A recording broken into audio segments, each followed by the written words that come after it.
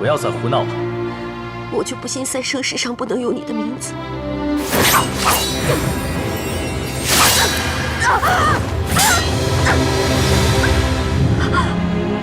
金秋护卫每一条都能用作执念化成一个法器，我要去三生石上刻上你的名字。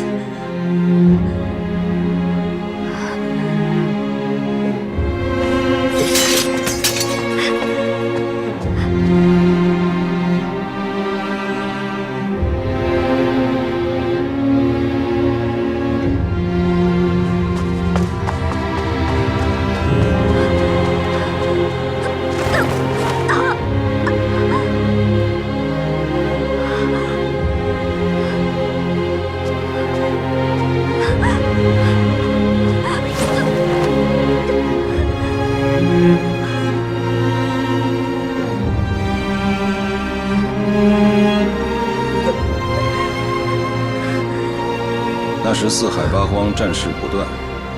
帝君身为天地共主，定仙神之律法，掌6界之生死。为了让自己无懈可击，亲手毁去了自己在三生石上的名字。这三生石是定天下姻缘的，在那上面没有了名字，此生都不会有姻缘出现。所以，帝君无论在世上活多久，终将是孤家寡人。他不是真的没有七情六欲，只是那三生石没有他的名字。无论发生什么事，对他来说，都只是一场孽缘。小天下，孽缘是什么？明白吗？就像是你们在凡间经历过的一般。你和帝君的感情，此生都不会有善终。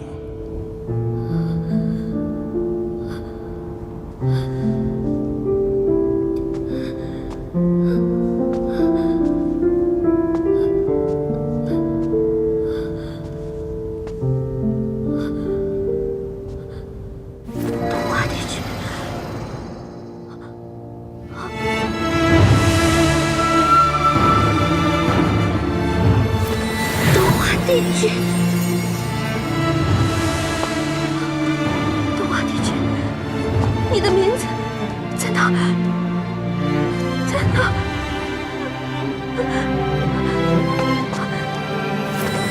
百方桥，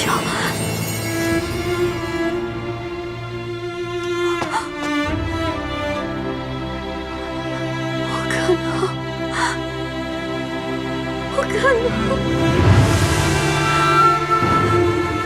怎么会是这样？不可能！怎么会是这样？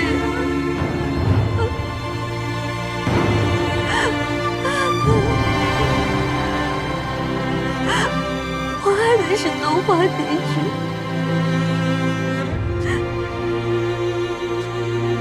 小殿下，听小仙一句：你若再执迷不悟，逆天而行，对你没有什么好处，对帝君也不会有好处。你们在凡间相伴数年，这在天上也不过就是数日的缘分，这已让帝君失去了他原有的仙法。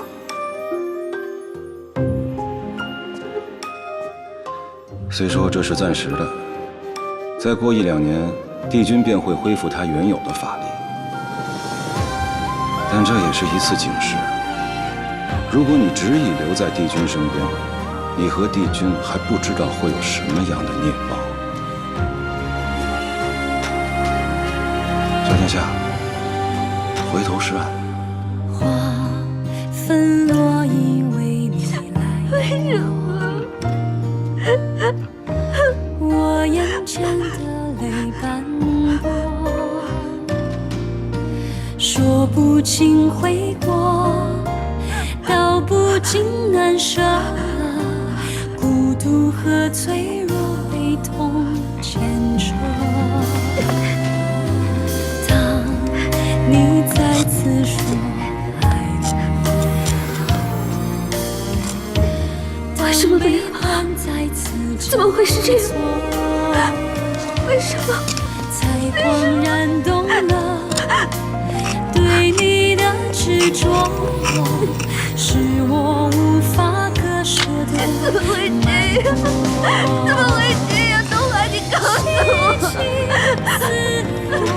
心碎到哪刻，剪不断纠葛，越想忘记越深刻。忘了，醉了，以为放下了，却在梦醒后想起你，泪滑落。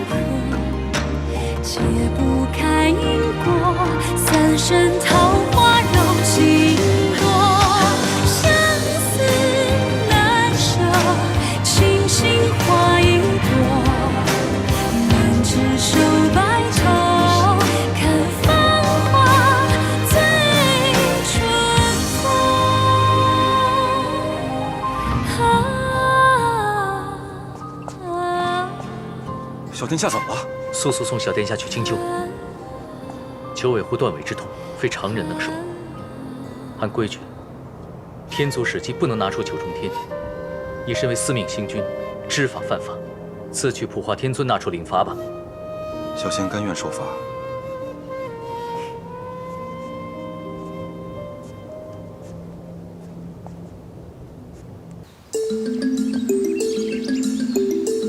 米谷，米谷，这又怎么了？他割断了自己的狐尾。什么？九尾狐断尾等于寻常人剜心啊！当真如此严重吗？好了，快给我，我带他回桃林。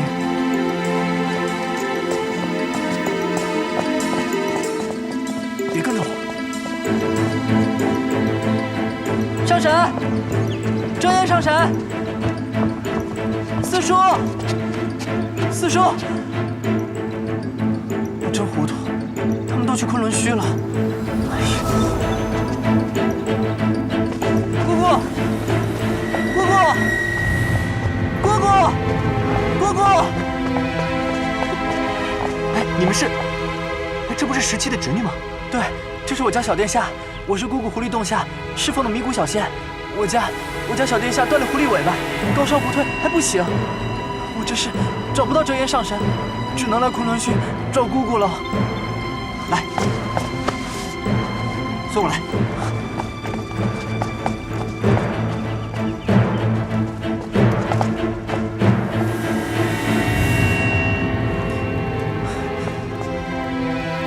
怎么还不来啊？他们怎么还不来啊？放心，我已命人去找了。哎，他醒了。小殿下，你醒了，是不是很疼啊？17。迷谷，到底怎么了？从昆仑虚回来的时候不还好好的吗？不是因为那个东华帝君，小殿下哪次受伤，不都是因为帝君？什么意思？司命把他抱回狐狸洞时，说他割了自己的狐狸尾巴。四哥，你看这孩子，真的是不把自己性命当回事的丫头！快想想办法给她止疼啊！这种断尾之疼，疼也能把她给疼死。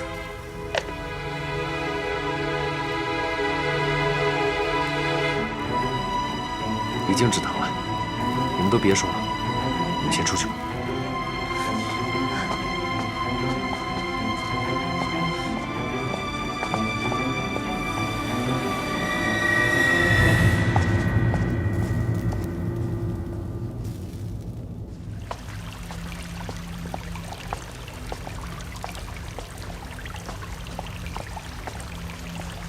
帝君此刻又来做什么？小五，对帝君讲话要客气一点。何况此事也算不得他的错。你不是也知晓吗？那三生石，三生石又怎样？帝君，你明明知道自己不能招惹情债，就该早点拒绝我们家小九。我们九尾狐一族全是死心眼儿的性子，一生认准谁就是谁。你招惹他，让他喜欢你，你又告诉他不能与他一处。帝君这是要唱出戏吗？抱歉。事到如今，抱歉有什么用？他的断尾之痛，你能替他受吗17，帝君也有他的苦衷。好，我不说了。那好了，他也算醒了，只是有点神志不清，进去看看他吧。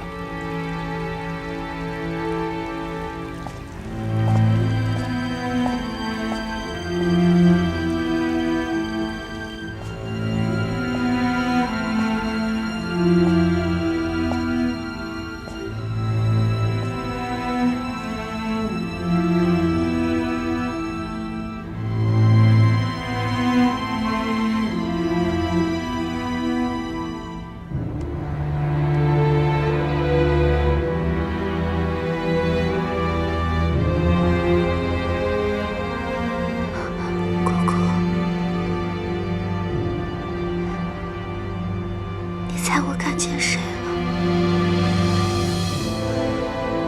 你心心念念的东华帝君。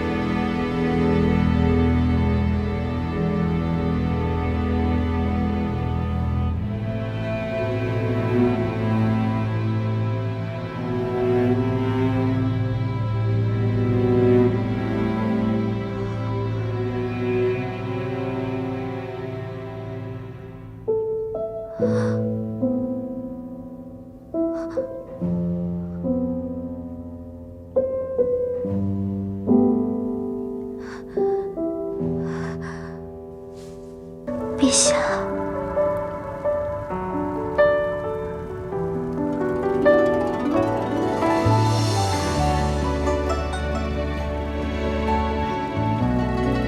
九儿，你陪九儿回来，九儿很开心。可是你全身都淋湿了，九儿也很难过。我们以后等雨停了再走回来，好不好？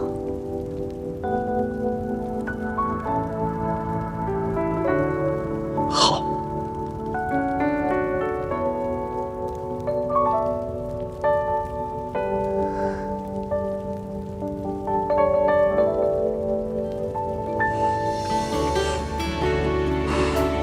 假的。什么假的？我叫你陛下是假的，你是帝君，东华帝君。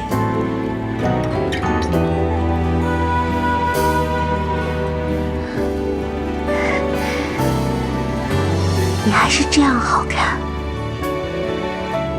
你在凡间的样子有些丑。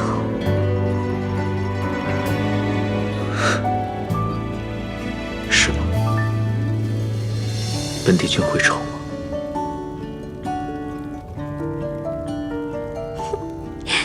逗你呢，你什么样子都好看。我喜欢你好久了，我为了你连尾巴都割了。在梦里，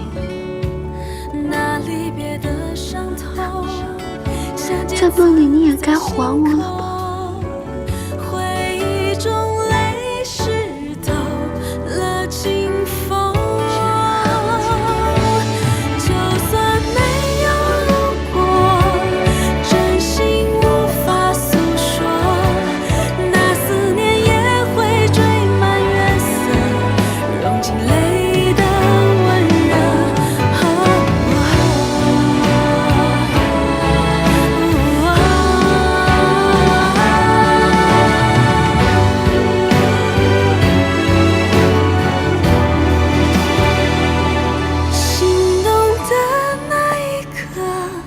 就算飞蛾扑火，也勇敢地痛着，深深地爱着。就算没有不要告诉他，我曾来过。那思念也会追满月色，融进泪的温热。爱上你那一刻，也许没有结果，我也无怨无悔的为你执着。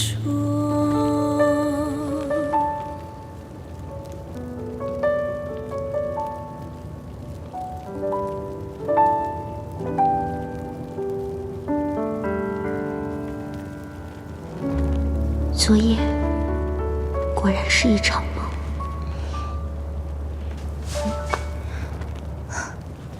你醒了，小傻瓜。嗯，不许再做傻事了。嗯，竟然敢把自己的尾巴断了，还好有折颜在，要不你就是我们青丘一族第一只8条尾巴的小狐狸了。我爹跟我说过，九尾狐的尾巴有很多用，所以我想试试，它能不能在3生石上刻上我和帝君的名字。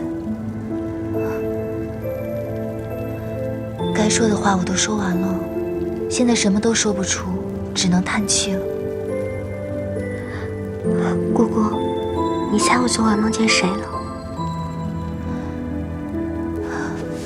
反正肯定不是我，对吧？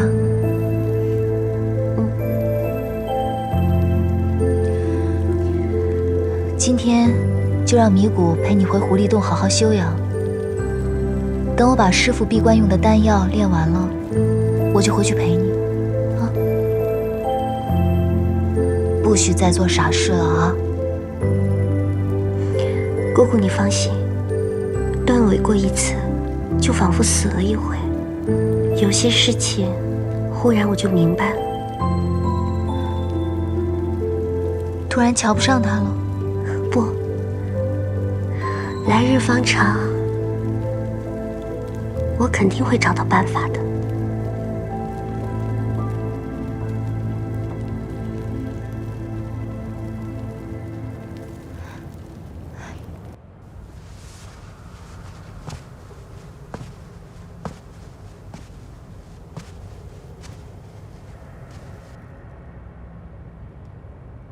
西奴，你看，像不像？像，如今已经有9分像了。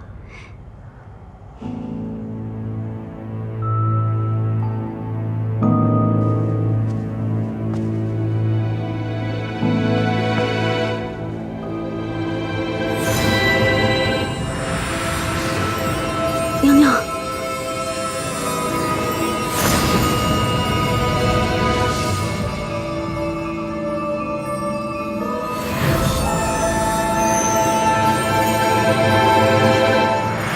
这是本宫用仙法幻化出来的，撑不了多久就会消散，和当初夜华想用劫魄灯造出来的不同。娘娘，您费了这么多日子造出这个来，又有何用啊？让他在凡间陪着君上历劫。娘娘的意思是，让他去凡间陪君上。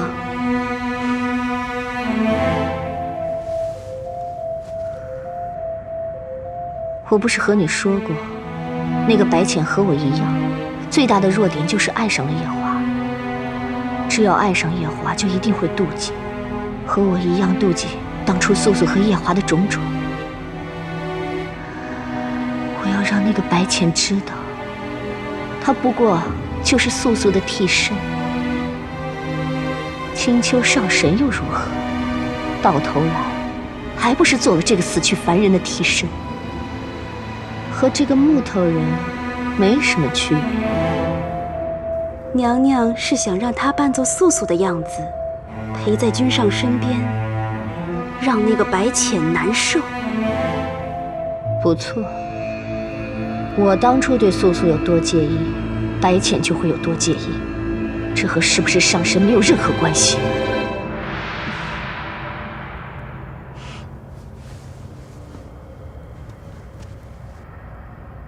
你从今日起，日日守着这个女人。若是看到白浅上神去看望君上，立刻来告诉我。是。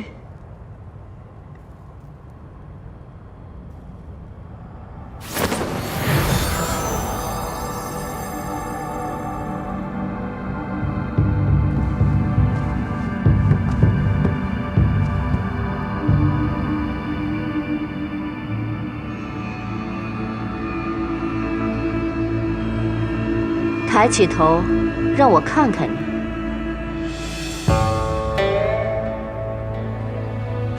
那个女人可不是像你如此温柔，她性子可刚烈得很。不过没关系，君上在凡间已经失去了所有记忆，不会记得那个凡人如何。你从今日起就叫素素。是。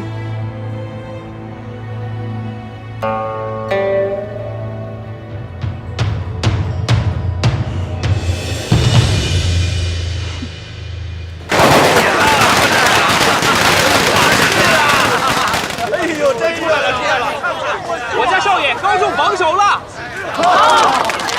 我家少爷给大家发喜饼了，大家过来领一下吧。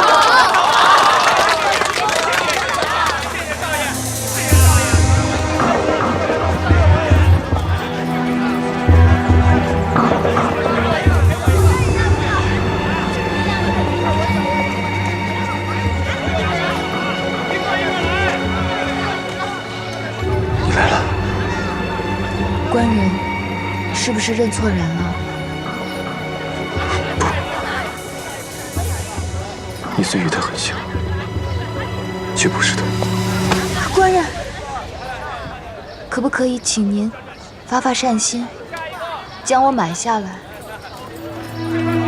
我现在需要一笔银钱，去安葬家父。既然小女和官人心中的那位女子极为相似，可不可以看在这缘分上，帮帮小女？少爷，我们回去吧，像这种人大街上多的是。官人，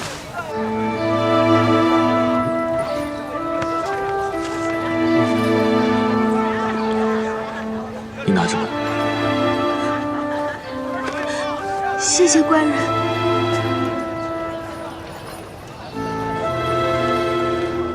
你家中还有其他人吗？没了，再无其他人。那你将你父亲安葬完，就来我府上吧。真的吗？当然是真的，我家少爷是状元郎，怎么会骗你？谢谢官人。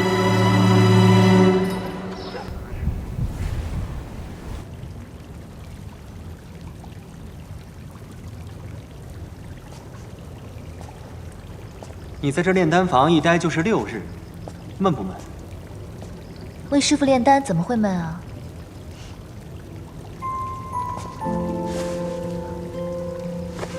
？16师兄，你还记得我们刚拜师的时候吗？怎么会不记得？你我同时踏入大殿，同时想要拜师，就为了谁做16，谁做17，还争了好久。哎呀，说起来师傅还真是偏心，虽说叫我做了师兄，却把刚才练好的玉清昆仑扇给了你。你呀，就是命好。你还说，不就是因为那把扇子，我叫了你9万年师兄，你还觉得自己亏了17，没什么。怎么啦？想说又不说了，一副丢了心肝的样子。你说什么呢？我这么没心没肺的人，怎么会有这种时候？对，你这么没心没肺的人，怎么会有把一颗心挂在别人身上的时候？16师兄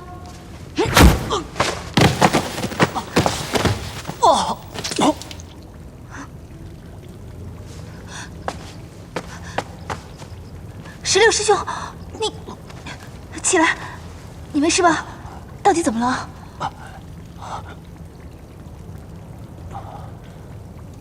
上神就是上神，你这一掌也太厉害了，我险些命丧当场。我这一掌不过与你开玩笑的，而且你的修为7万年前就不应该这么低了。这7万年，你就算再懈怠，也不应该是这样的。到底发生什么事了？不关你事。好，你不想与我说便别说了。但是我猜，应该是因为你那露水情缘吧。还真被你说中了。她长得好看吗？比你好看。真的？在我心里，比你好看100倍、1000倍。不与你说了，明日师傅就要闭关了，师兄们也都各自要回任上了。你呢，16师兄，打算去哪儿？我要去无望海。无望海，那不是天族安葬的圣地吗？你去干什么？还能干什么？当然是终此一生，为天族守墓，直到灰飞烟灭，身归混沌。你别开玩笑了，墓有什么好守的？你不懂。当一个人再无所求的时候，你让他干什么都是一样的。再说，这是我曾经对上苍立下的誓言，只要上苍能够成全我当时的心愿，我就要在无望海度过余生。师兄，你别问，问了我也不会告诉你。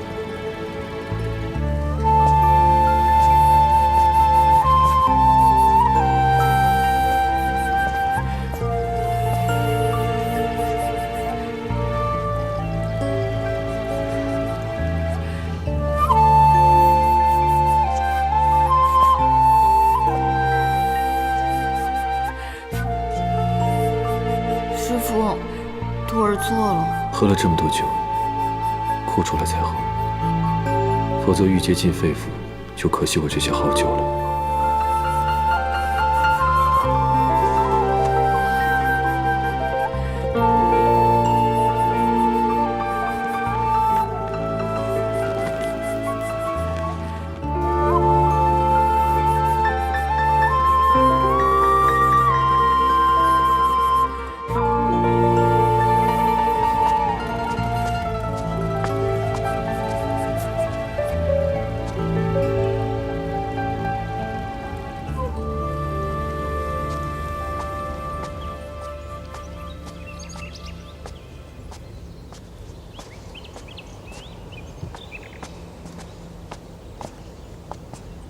师傅，这是之前折颜炼好的丹药，师傅，你一道带入洞中吧。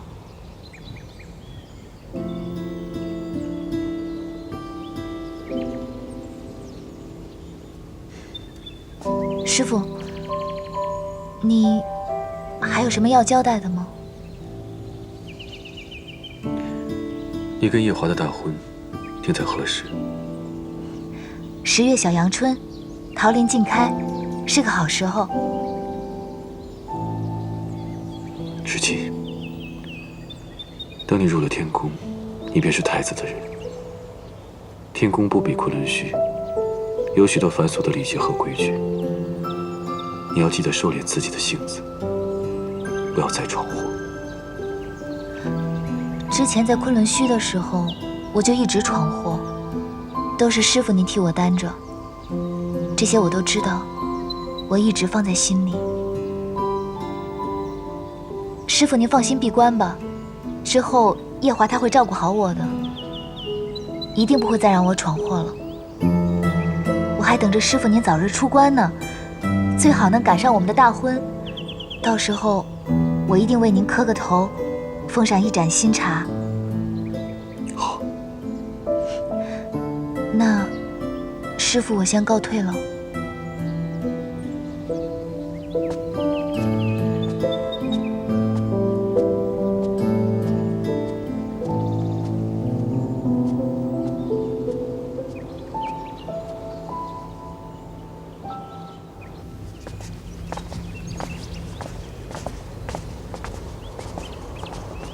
好了，就到这儿吧。师弟啊，这是何苦为难自己啊？我可是昆仑虚的弟子，墨渊的徒儿，自然是一言既出，如白染皂。再说了，那无望海是何等清静的地方，最适合我修行了。17，你和太子那杯酒我就不吃了。但你有什么需要师兄我舍命的地方，尽管来无望海寻我。乌鸦嘴！师兄们都已经回到任上了，这昆仑虚就拜托二师兄了。我也不说废话了，走了。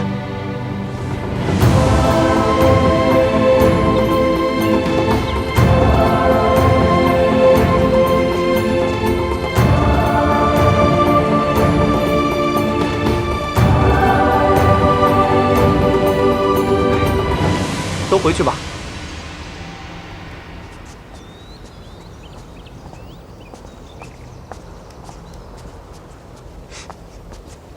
还愣着做什么？二师兄，我也还有事，我就先下山了。17是思君心切了吧？对了，我这有个东西给你。大师兄早起走的时候，让我把劫魄灯给你，说你忘在西海了。劫魄灯，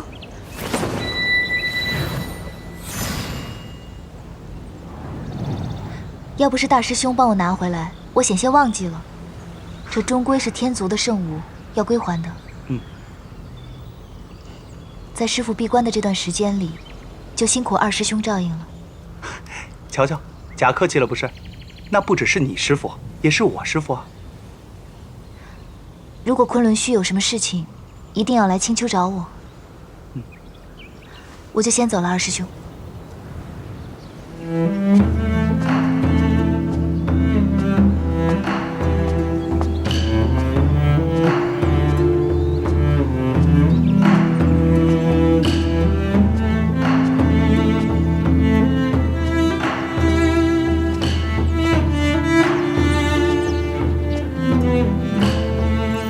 算来夜华如今已该18岁了，不晓得夜华在凡世里这般年纪会是什么模样。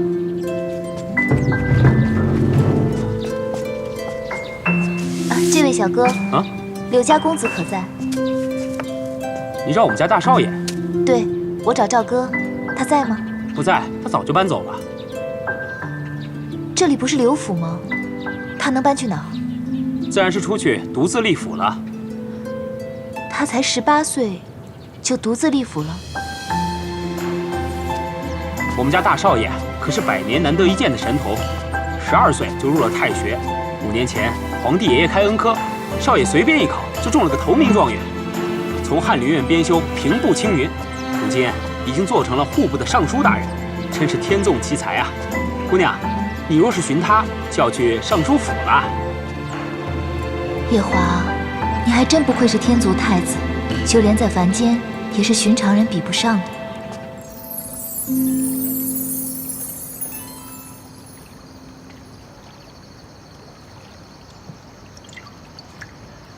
大人，为了今夜这枝桃花，我敬你一杯。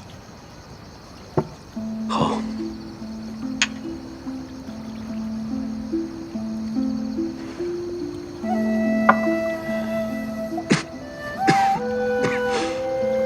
大人近日咳嗽得越发厉害了，郎中都说了，大人您不要过度忧思了，不然会伤了身体的。我不是忧思，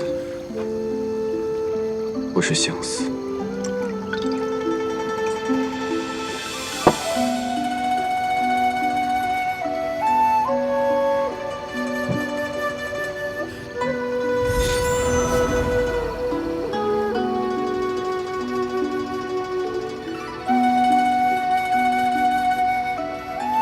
6日不见，他当我的定情物白送了，果然给我惹了乱七八糟的情债。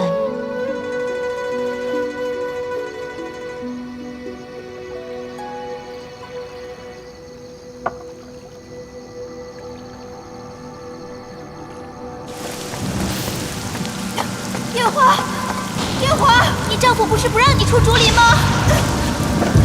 夜华。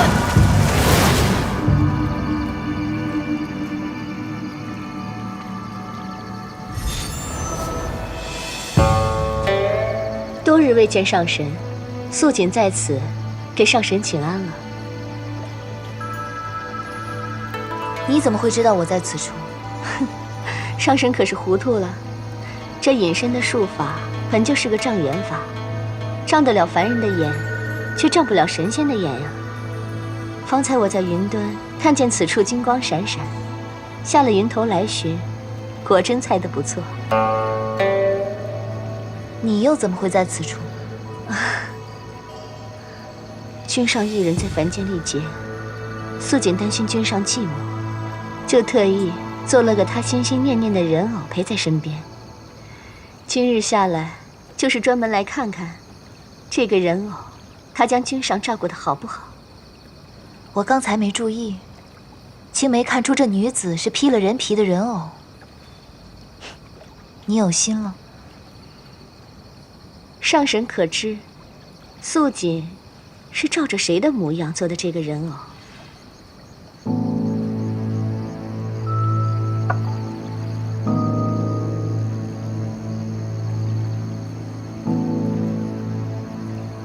上神可听说过素素这个名字？你说的是阿离那个跳了诛仙台的亲娘？不过上神无需介怀，如今君上他只是个凡人，他是看不出他对面坐的是个人偶，能让他得一个成全，把心心念念的梦想给圆满了。待君上回归正身，依照君上的脾性，就算这个人偶长着素素的脸，他也是不会把一个人偶放在眼中的。你这分明是告诉我，夜华他现在已将这人偶放在眼中了。你就不怕夜华他回归正身的时候，想起你诓他这一段，怪罪于你吗？啊，素锦不过是做了个人偶，放在君上府前的街市上，是君上一眼便相中了他，将他带回府中。若日后君上怪罪素锦，那素锦也无话可说了。可见，若真是将一个人刻进骨子里的喜欢，那即便是喝了幽冥司明主的忘川水，也还是能留得印象，转回头再爱上这个人的。这件事情，你倒是很有体会。素锦对君上一往情深，这九重天上的人都很清楚，自然是深有体会。哦，对了，上神可知道，君上这300年来，一直在用劫破灯，劫素素的气息。这件事情本上神自然清楚。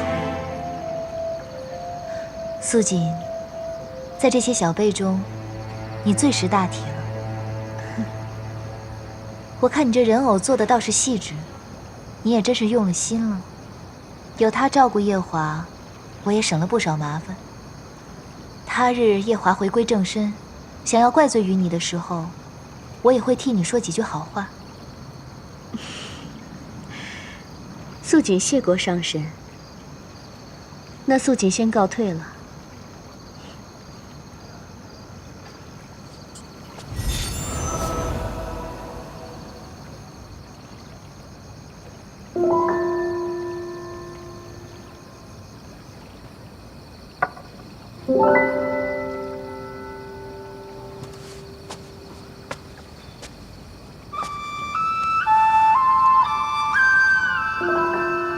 夜华，那日夜里我问你可否记得我，你全然没了印象。可即便是喝下忘川水，你却忘不掉阿离的凡人娘亲吗？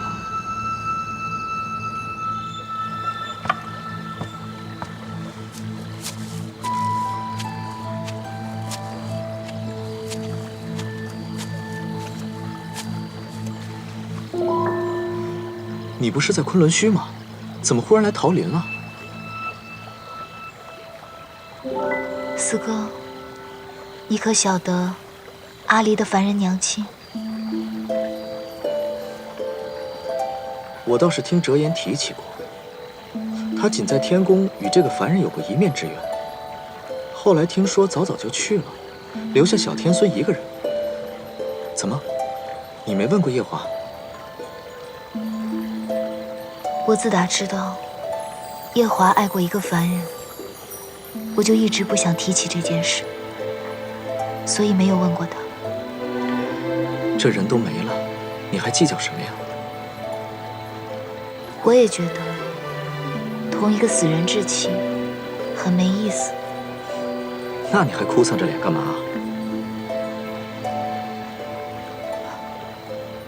四哥，夜华最初同我说他喜欢我，他说我便听着，可从来没有想过，这四海八荒一众女神仙里，他为何偏偏瞧上我？瞧上就是瞧上了，情爱这个东西哪那么容易猜想啊？这东华帝君明知道他和凤九没有缘分，为何还要和凤九在凡间牵扯呢？四哥说的是，但是后来我也喜欢夜华了，我们两情相悦，我也没想着再问他这个问题。现在仔细想想，我在东海第一次见到他，他就把我认作了团子的亲娘。四哥，您说如果夜华喜欢我，只是因为我长得像团子的娘亲，那我跟一个替身有什么区别呢？夜华爱那个凡人爱了300年，这300年来，他一直都情深似海，从来没有变过。怎的一见到我，就移情别恋了？我与夜华也仅有过数面之缘，若论了解，你理应了解得更深一些。他对你是不是情真意切的，还是别的什么？你自己难道就没有感觉吗？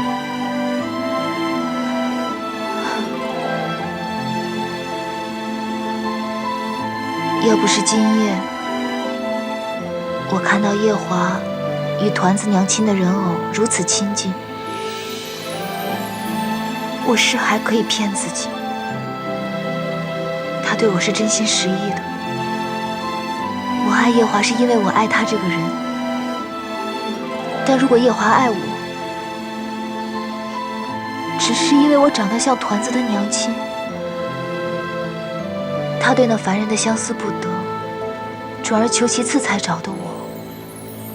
他这种抬爱，我实在受不起。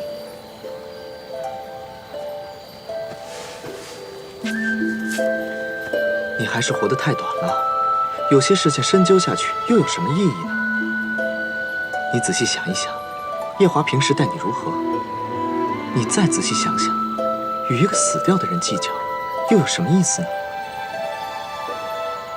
是，我不该活得这么糊涂。小五，哎，丫头，你干什么？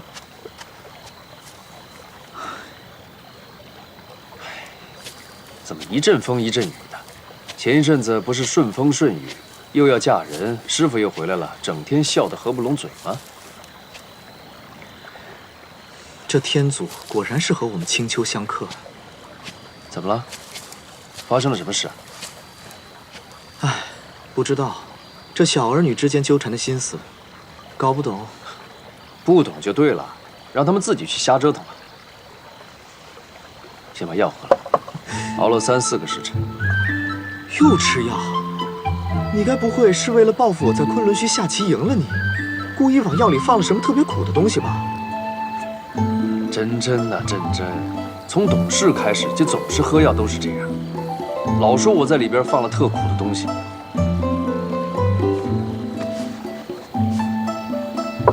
那特地跟昆仑虚弟子讨的上好的桃花蜜。你把我当1岁娃娃哄啊？吃药配花蜜？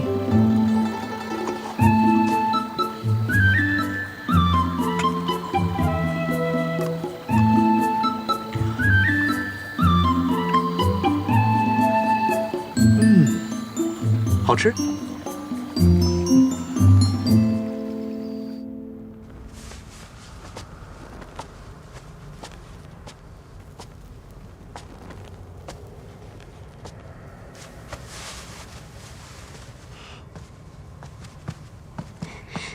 娘娘，如何了？哼，白浅上神亲眼看到那个人偶和夜华在一起，虽然看着很是淡然，却瞒不过我的眼睛。那个女人的弱点，终于让本宫找到了，让她离开君上，也只是时间的问题。恭喜娘娘！去给我倒杯热茶。是。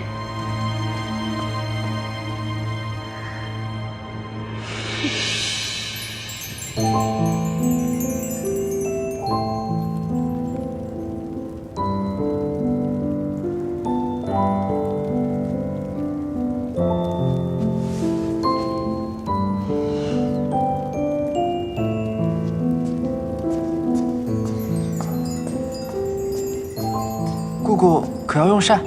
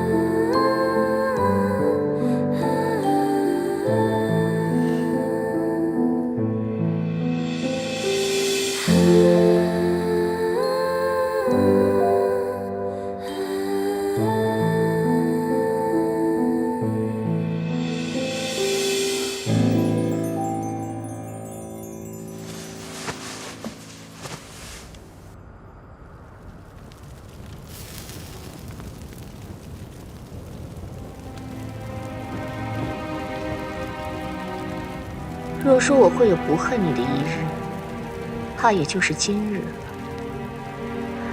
君上爱你入骨，想必你也不想看他娶旁人入这洗蜈宫吧？素素，娘娘，若是君上回来，小的娘娘做个人偶骗他，怪罪娘娘，这可如何是好？哼！我这一族7万年前是为了天族被灭，退1万步，君上还需要留下我来稳住各分支部族的首领。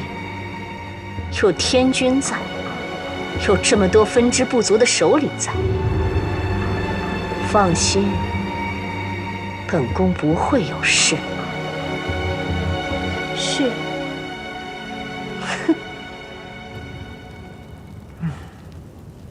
姑姑从十里桃林回来了，这都睡了2日了。是啊，姑姑，姑姑，抬点酒进来。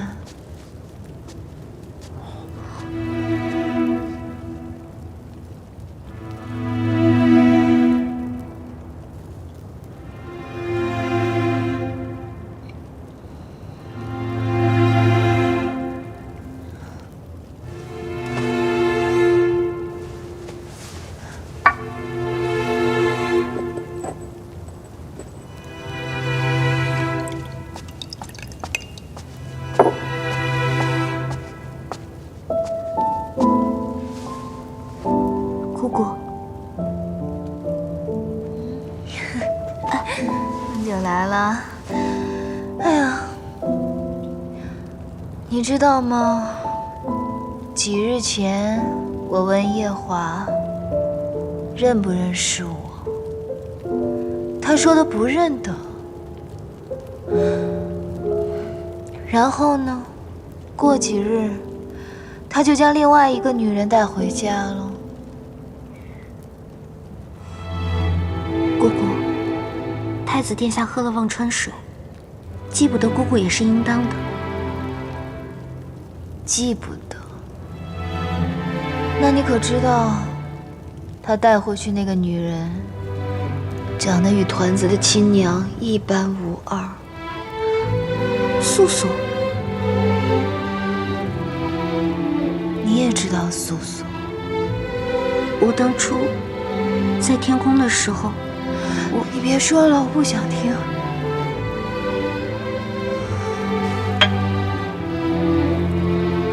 姑姑，太子殿下在天宫用解剖灯造素素的骨血时，我以为姑姑心大，不会计较。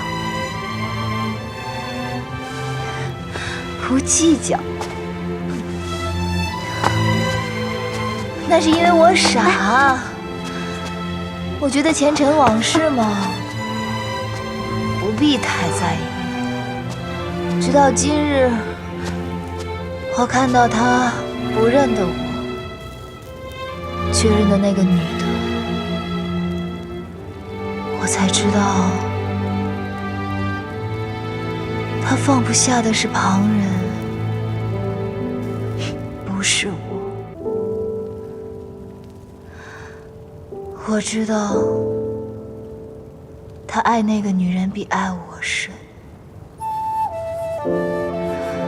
又或者是因为我蒙上眼睛，长得像极了他那位先夫人，所以他才会爱上我。姑姑，不如等太子殿下回来，当面问一下可好？如若他一直把你当做替身，那我们就退了婚。凤九从未见姑姑如此伤心。四叔一直说，墨渊上神魂飞魄散时，姑姑都没了半条命。可是今日姑姑看起来更可怕，凤九心疼。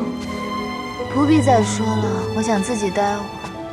姑姑，真的不让凤九陪着吗？说说话也好啊。不要说了，什么都不要说了。我只是想不明白，所以折腾自己罢了。那姑姑，为了青丘，你要保重身子。为了青丘，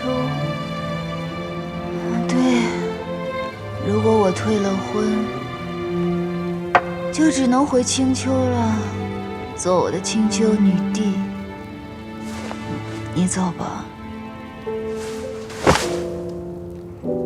是。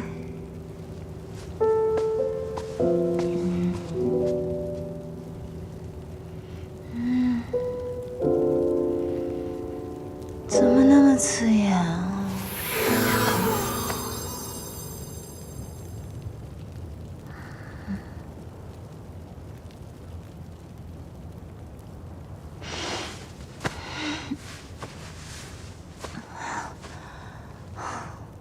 我就不信灭不掉你。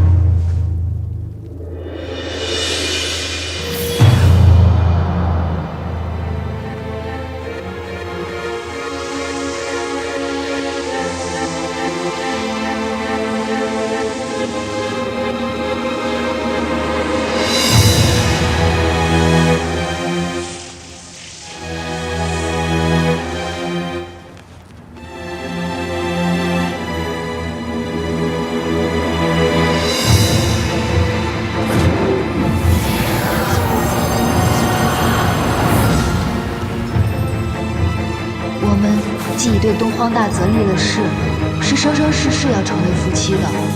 夜华，夜华，这九重天上就不是你这个女人该待的地方，你就从这诛仙台上跳下去，回你该回的地方。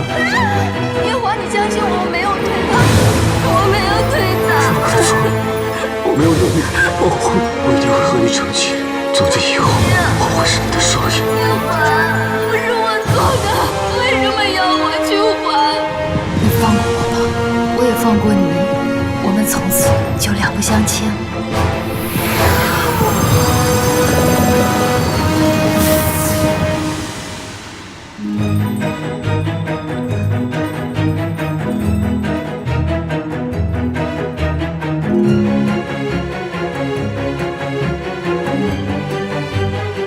苏苏，苏苏。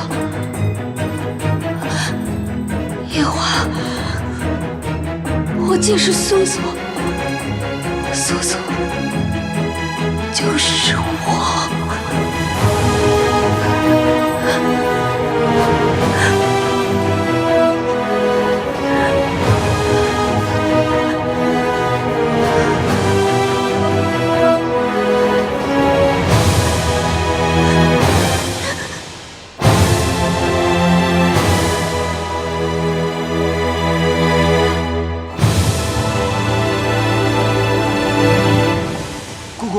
你还要搬酒？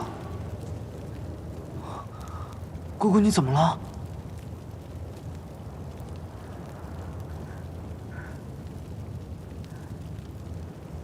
你走吧。哦。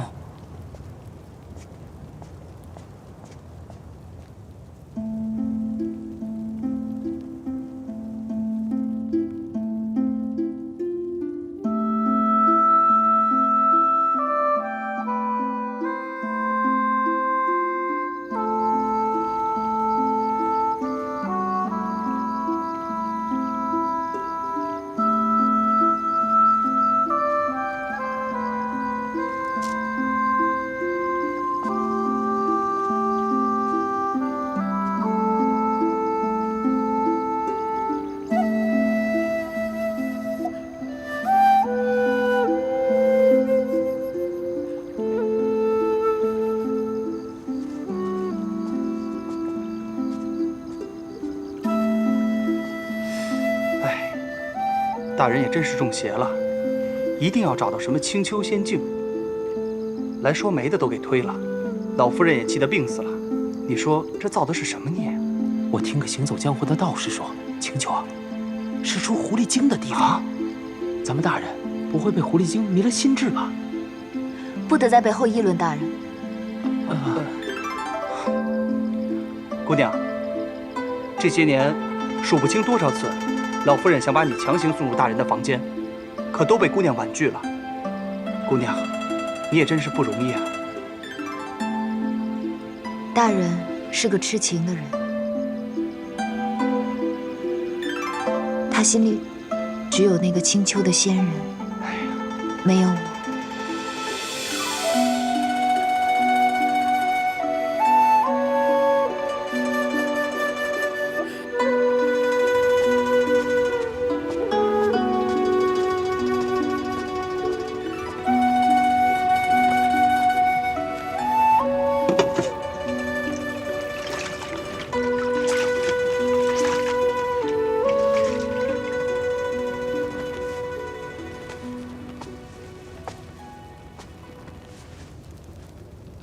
姑姑，洗把脸吧。凤九，当初在九重天上，你是不是也经常化身成一只小狐狸，去一览芳华？没错。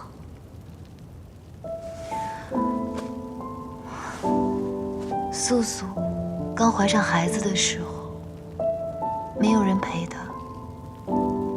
只有你去陪他。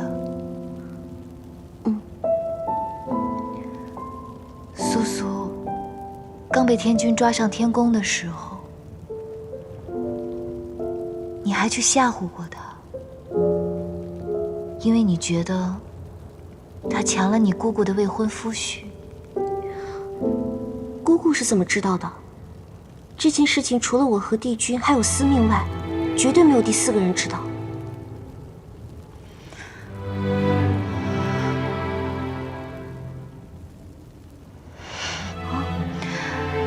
因为我就是团子的凡人娘亲，我就是素素。姑姑，你该不是喝多了在胡说吧？我知道你在怨恨太子殿下，忘不掉素素。但是姑姑你是青丘女君，而素素是个凡人，怎么能跟姑姑你相比呢？素素是素素，姑姑是姑姑啊。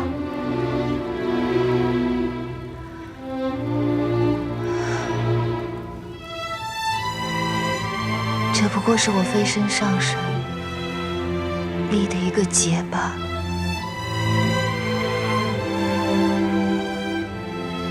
我跟夜华，这是我的情结。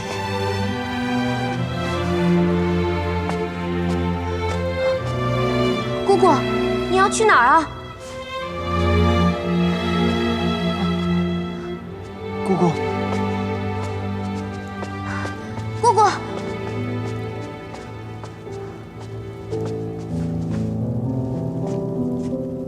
姑姑，你紧着身子些，这酒都喝了7、8日了，教中已无酒可搬了。若是再要讨酒喝，咪姑可真不敢给了呀。我的身子不打紧。姑姑方才说的都是醉话还是真的？当然是真的。眼下我又想起一件大事来。姑姑，你这半醉半醒的，能想起什么事儿啊？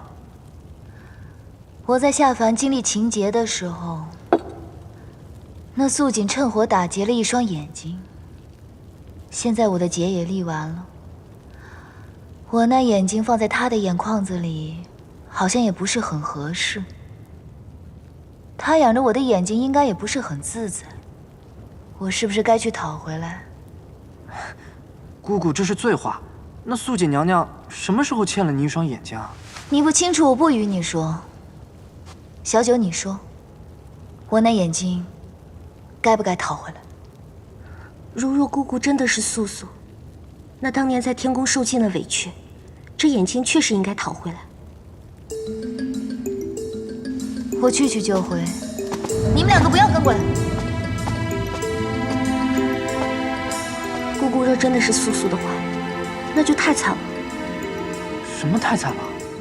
你不知道，当年素素在天宫里可是受尽了委屈和冷落，还有冤枉。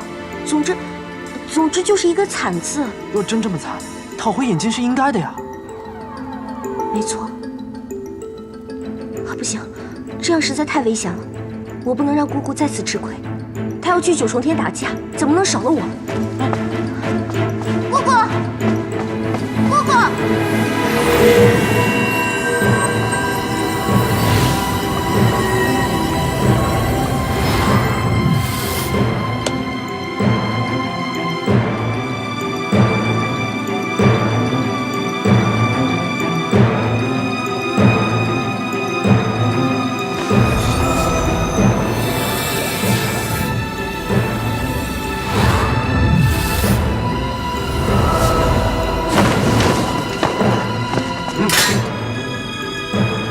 青丘女君，岂是你们能拦的？小将参见姑姑。免礼。啊，你们不认识我吗？都怪我平日在太成宫待着，都不知道出来让你们认认脸。快让开，我要进去。九重天岂是一般人能擅闯的？姑娘说太成宫三个字，想用东华帝君吓唬我们不成？快让开啊！我是青丘小帝姬白凤九。假如姑娘刚才就自爆，我们倒是还能信。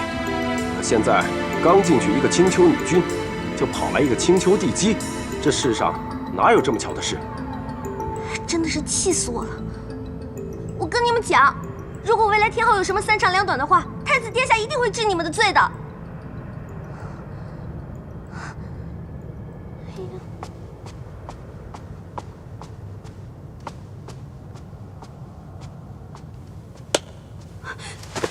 上神，哎，上神，我家娘娘。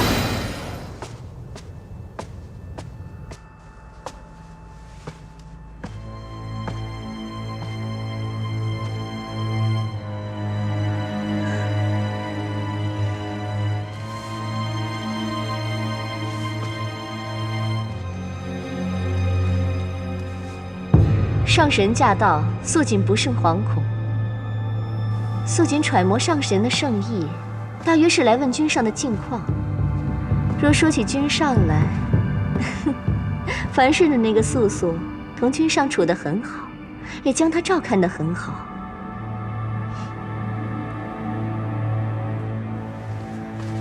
如此这般，自然最好。夜华这厢有你照拂，我便也放心了。所以今日，我便来照拂照拂你。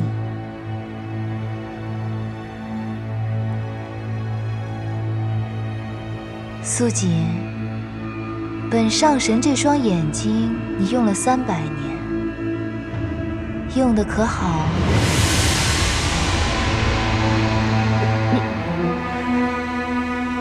你方才说什么？怎么？这双眼睛你用着用着，就忘了它的来历了吗？300年前，本上神经历情劫，丢了双眼睛在这。今日想起来，便特意过来取。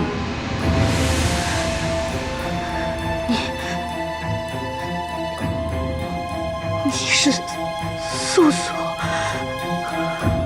你说是你自己亲自动手，还是本上神替你动手？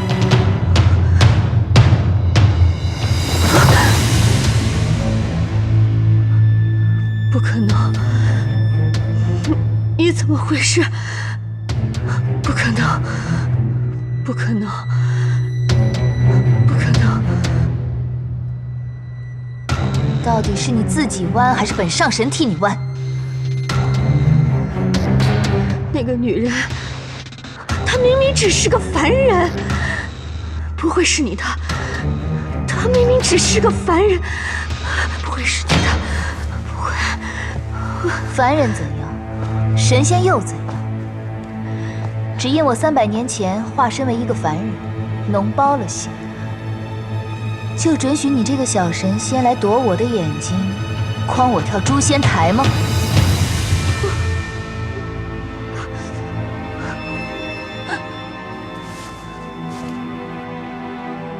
看来你是不忍心自己亲自动手了。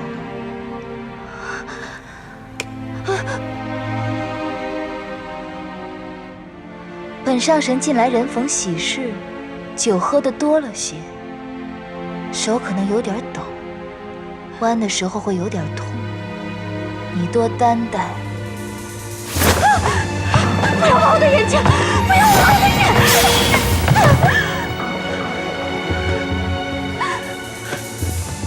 睛！很好。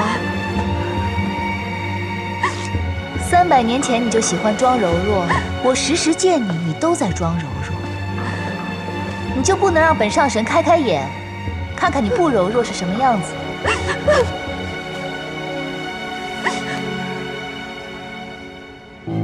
那日夜华剜我眼睛时，对我说：“欠人的，终归是要还的。”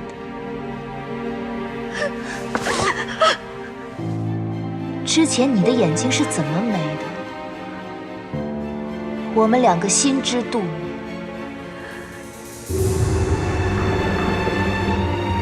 我的眼睛是怎么跑到你眼眶里的？我们2个也是心知肚明。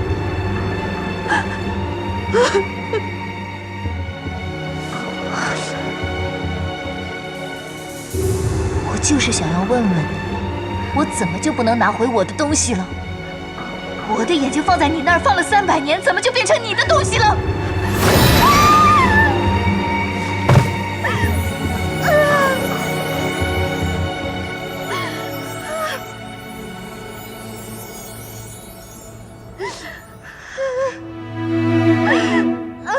？300年前的事，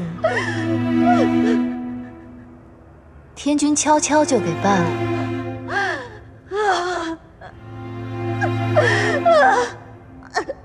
今天的事我便也悄悄办了。你欠我的事情一共是2件，一件是眼睛，还有一件是诛仙台。眼睛的债，今日我就当你是还了。至于诛仙台，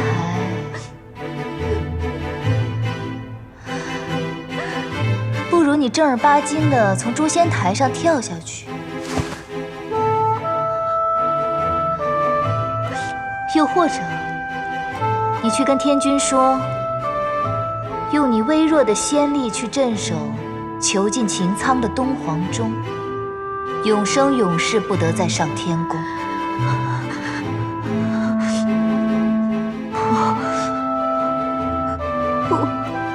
我绝不。哼，不错嘛，终于勉强硬气了一回。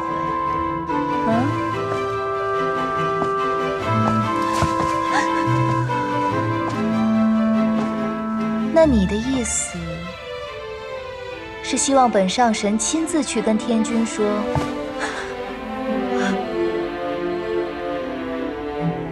但你也知道我这个人，此一时彼一时，到时候我跟天君说的，可就不一定是眼下这一套了。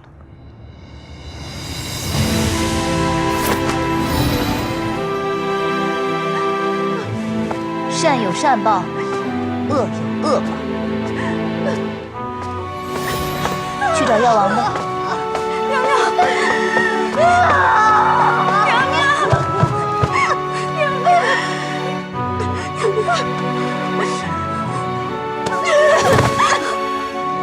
白浅，我一定不会放过你。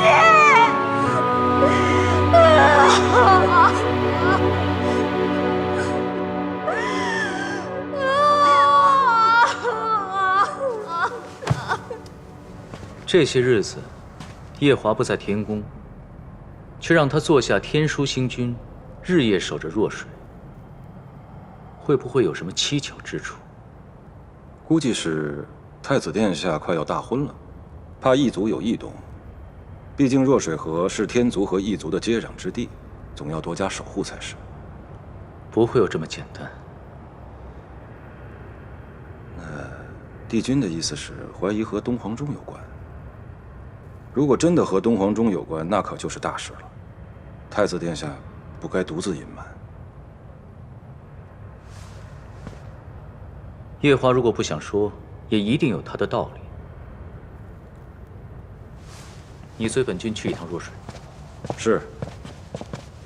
哎呀，真是气死我了！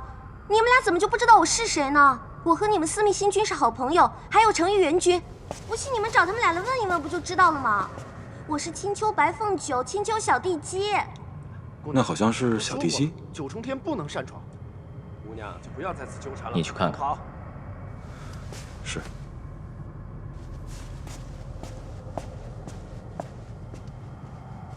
小殿下，哎，今日怎么有空来九重天？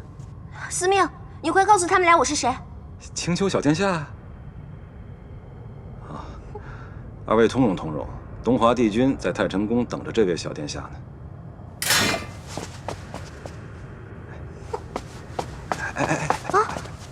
别再胡闹了啊！天规森严，你若是再惹祸，帝君也帮不了你。我没有胡闹，我姑姑来找素锦娘娘了，我不能让她吃亏啊。什么？我和你说，我姑姑就是当年太子殿下放在心尖上的凡人娘子素素。上神就是素素。你可别骗我。我没有骗你，真的是我姑姑她自己打碎了劫魄灯，想起了前尘往事。她说当初做素素的时候，是她飞升上神的情急了。哦，我明白了。我明白了。对啊，如今姑姑想起来了，就来找素锦娘娘要眼睛了。你还记得那个时候，素锦娘娘掉下诛仙台，说是素素把她推下去的。对。姑姑想起来之后，知道她是在冤枉她，所以她就来找素锦娘娘要眼睛了。那岂不是要大闹一场？所以啊，我现在不能跟你多说了，我怕我姑姑吃亏，我得去洗蜈蚣。小殿下，小殿下，快，师母，马上到了，娘娘，快！素锦丫头，你的眼睛怎么了？叔伯，叔伯，你们要替我做主，快带我去大殿，快！苏姐，你给我站住！我姑姑呢？你姑姑她抢了我一双眼睛，我正要去找天君要说法呢。你这个女人实在是太恶毒了！当初你陷害我姑姑推你下诛仙台，害得太子殿下把她的眼睛都给挖了。我姑姑伤心欲绝，从诛仙台上跳了下去。这双眼睛本来就是我姑姑的，自然是要还给她的。你需要在这血口喷人？我怎么会知道当初的素素就是你的姑姑？就算我知道她是你姑姑，可又如何？她假扮柔弱推我下诛仙台，伤了我的一双眼睛就要赔给我，哪怕她是上神也要赔给我。你们青丘的女人是高贵，一个个生下来都是地基，可又如何？难道我天族的女人就该被欺负吗？你这个女人怎么这么恶毒啊！事到今日，你还在污蔑我们青丘。你姑姑推我下诛仙台在先，还我眼睛在后，我有什么错？难道她是上神就可以为所欲为了吗？你以为这是什么地方？这是九重天！我告诉你，白凤九，你别以为仅凭你们姑侄两个说的话就可以颠倒黑白。今天不管你说什么，你姑姑她都必须给我一个公道，将我的眼睛还回来。素锦丫头，听了半天，我怎么没听懂啊？这究竟发生了什么事？你怎么会和青丘的人有争执？叔伯，是青丘白浅，他挖走了我的眼睛。什么？他为什么要挖你的眼睛？他就是当年的素素。白浅上神是当年那个凡人。不错，你不要听他胡说，他满口胡言乱语。放肆！你也不看看这是什么地方？不要以为有青丘给你们撑腰，就可以在这里大呼小叫，真是没有规矩。叔伯，你们现在赶紧带我去大殿，我要一五一十的向天君禀明此事，哪怕最后要我们向青丘低头，我也要把这件事情给说清楚。我的眼睛不重要，重要的是我们天族的颜面。素锦丫头放心，是非曲直到天君面前一说就知道了，不用怕，我们陪你去。好，走，走。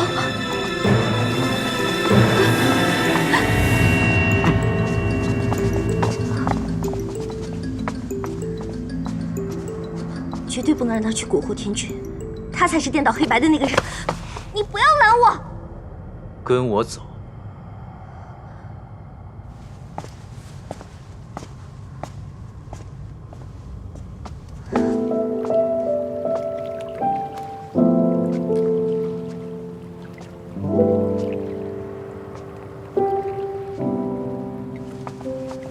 奴婢见过上神。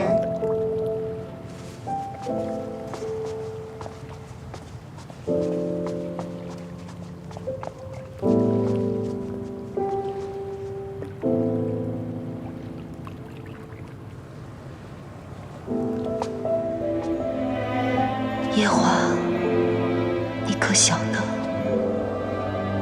，300年前的痛就像痛在昨日。什么大义，什么道理，什么为了维护我这一介凡人而不得不为，我全部想过。我只记得宿在一览风华中的一个个孤寂的夜，一点点被磨尽了卑微的希望。夜华，你让我如何与你成亲？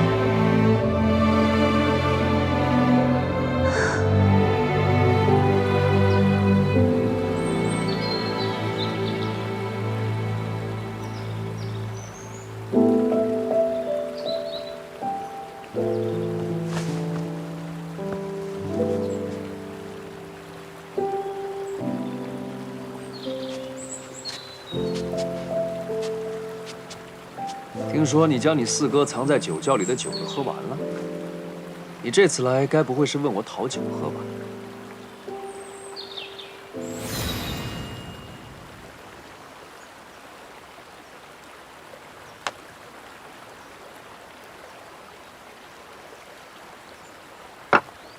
啊，这双眼睛于300年还能被你找回来，真是奇事啊！你喝了我给你的药，竟然还能记起那很伤情的前尘过往，更是奇事。这眼睛从仙体上摘下来，不得超过7749日，否则就用不了了，对吧？我当初以为这双眼睛丢了便是丢了，没想到竟然安在别人的脸上，而如今还被你找了回来。替我把眼睛安回去吧。这安是可以的，不过你且等我把上面的浊气先清除完之后，清完了才能帮你安上去。不急。小五，你还没告诉我究竟是何人拿了你这双眼睛？一段情节，不提也罢。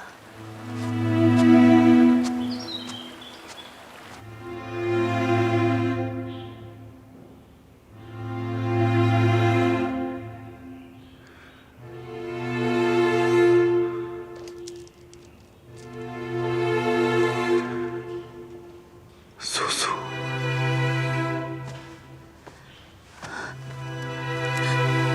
大人，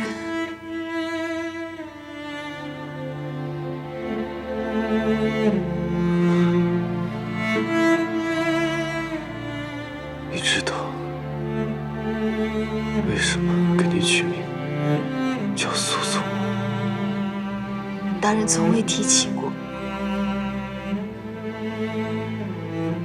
因为初见你的时候，你穿着一身素衣。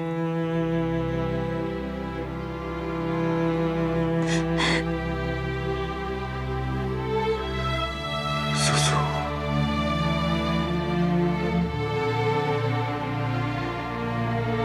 我这一生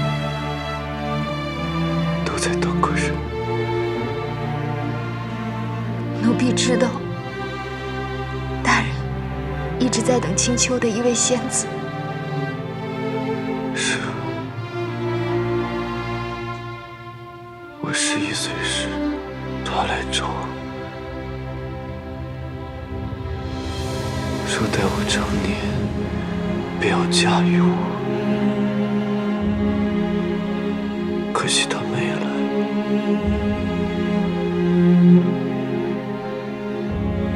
都说神仙活得久，像是我这短短的一生，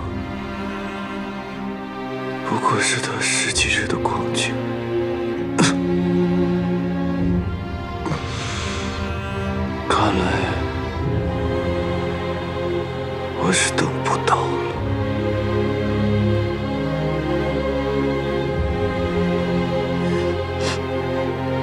大人，您终身未娶，从未辜负过那位仙子。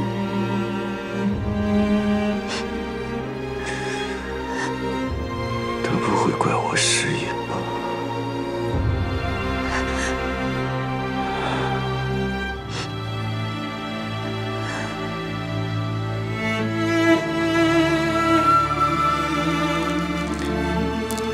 在我死后，将我的尸首烧成灰，和这珠船葬在一起。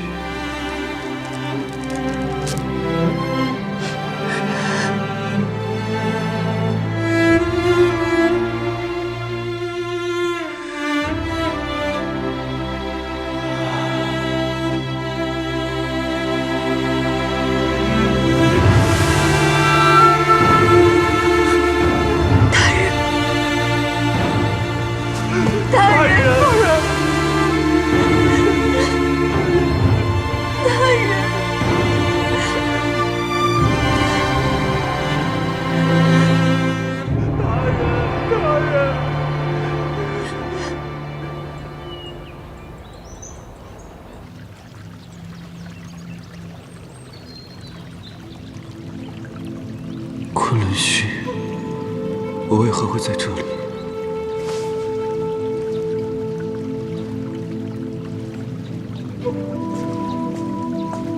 夜华，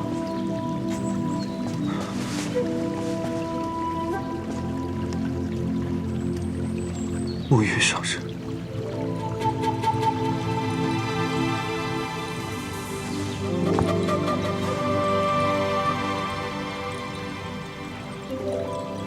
夜华，或许你该改口叫我一声大哥。大哥，你是父神的儿子，我的同胞弟弟。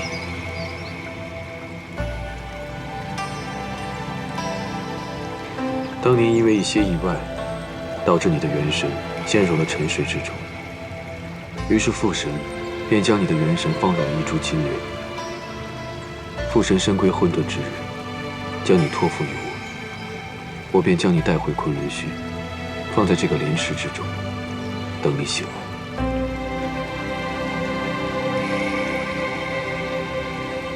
当年白浅在此学艺时，最喜欢照看的便是你这株金莲。或许这就是冥冥之中的天意，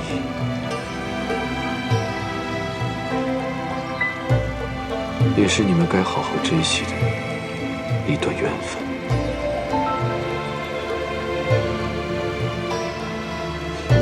我本是在闭关，后来还是想见一见你，毕竟我已经等了你10几万年了。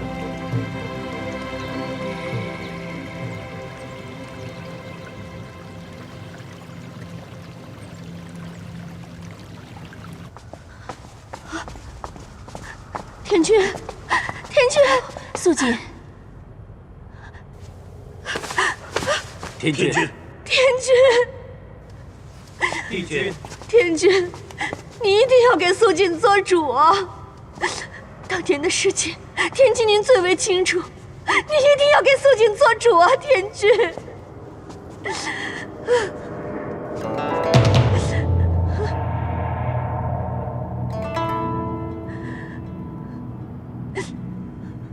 你先起来。不，素锦不能起来。素锦若是起来，就等于承认了这桩罪名。白浅上神，他不仅挖走了我的眼睛，他还要我为他当年跳下诛仙台的事赔罪，要我自请出去献祭，去守弱水之滨，求着擎苍的东皇钟，永生永世不再上天。虽然我们天族因为桑吉之事欠了他们青丘一笔债，可也不能任由那位上神如此随便，冤枉处置我们天族的人。不错，如果任由别人欺负素锦的话，我们怎么对得起我们昔日的兄弟？你们不能只听素锦的一面之词，你们要听听我的，听听我姑姑的呀。你姑姑挖走人家的眼睛就一走了之啊？她是青丘的女君，又是四海八荒尊称的姑姑，我们如何请得动她？如果说你姑姑真想给天族一个交代，那她就不该偷偷的做了此事，又偷偷的逃走。我姑姑偷偷走掉，还不是为了给你们天族一个颜面？难道要我姑姑昭告四海，告诉所有人，你们这个素锦娘娘当初在做天妃的时候就如此恶毒，欺负一个无权无势的人，抢走她的夫婿，夺走她的双眼，害她跳下诛仙台这件事情吗？你这个小姑娘怎么如此恶毒？你姑姑挖走了我的眼睛，你居然还为她在这颠倒黑白！你们天族就是欺负人，你们为什么只听她说话？你们陷害我姑姑一次还不够，还要陷害她第二次吗？放肆！我确实放肆。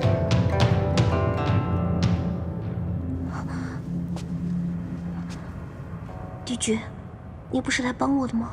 现在为什么帮助素锦说话？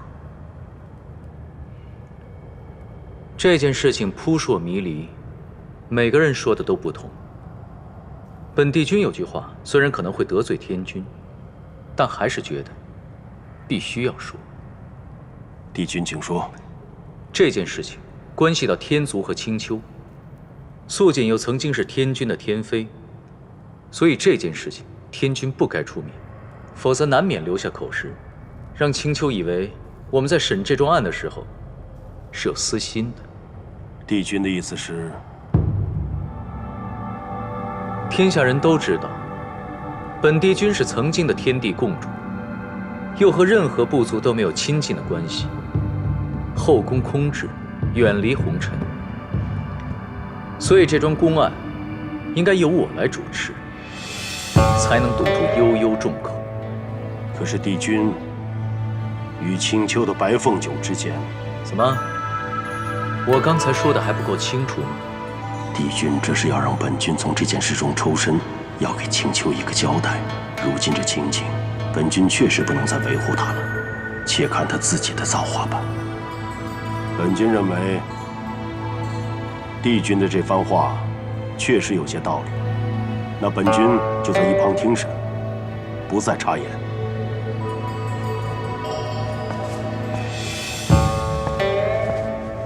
素锦，你可认为本帝君会偏袒青丘？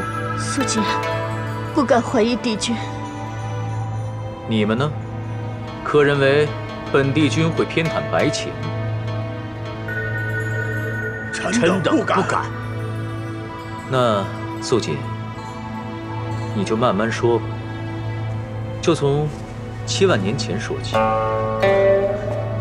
我久居太晨宫，并不知道你们的事，现在就给你们这个机会，将此事说清楚。